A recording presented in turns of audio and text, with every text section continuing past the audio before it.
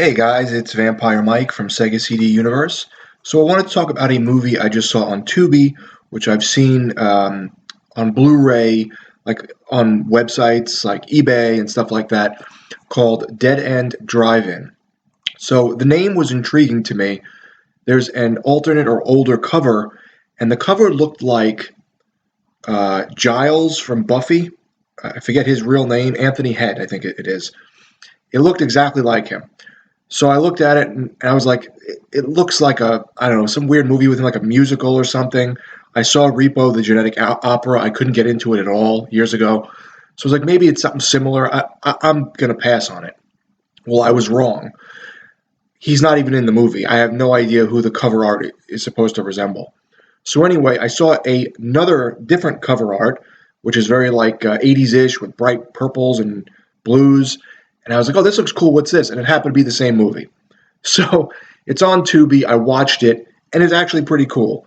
So Dead End Drive-In is an Australian exploitation film, or as they lovingly call them, Ozploitation. It's sort of got a hint of maybe something like Mad Max or The Road Warrior in it, um, Stone perhaps, but not really. It has that general feeling, but it doesn't feel nearly as dark as something like Mad Max or The Road Warrior. It's about this couple that goes to the drive-in with, I think it's the boyfriend's brother's car, and the tires get stolen off of his car, and they don't have a way to leave. And they start realizing that they're trapped there, that all the people there aren't just people watching the movie, they've actually been trapped there, but they feed them and clothe them, and it's almost like a prison and you can't leave. The fence is electrified. There's inner turmoil between the gangs there. Everything's like spray painted and neon, very 80s aesthetic.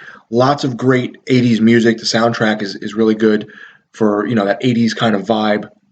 And they're trying to find, well, the boyfriend is trying to find a way to escape, and he starts realizing, why they're keeping them there and stuff. I felt like the story could have been a little deeper, and the movie definitely could have been darker. But overall, I thought it was a pretty cool little movie. The idea is very interesting, where they're holding these people in this drive-in and they can't leave, and they're I think the government is like holding them there, and they don't get too deep into it, or maybe I could have missed it, but the government is holding them there, and there's like a sort of like a warden that runs the drive-in.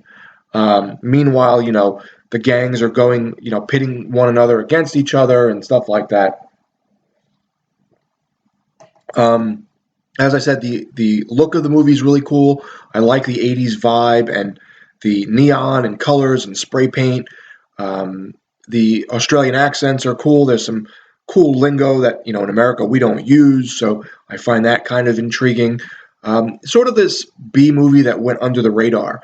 I wouldn't necessarily say it's a must watch, but it's definitely a fun movie if you appreciate 80s movies and Australian cinema. If you like something like Mad Max, but you don't mind a goofier, lighter hearted tone, check out Dead End Drive In. There's nobody in the film I would say that was some main actor that I could say, oh, I know him from something else. I didn't really recognize anybody, but I did have fun with the movie. So let me know if you guys have seen it. I didn't really hear of it until recently, and I like Australian movies, like I said, so decided to check it out. It's on Tubi, so you don't really have to spend any money to watch it. You just have to watch the advertisements they throw on throughout the film. Thanks, guys, for watching. It's Vampire Mike from Sega CD Universe. Be good.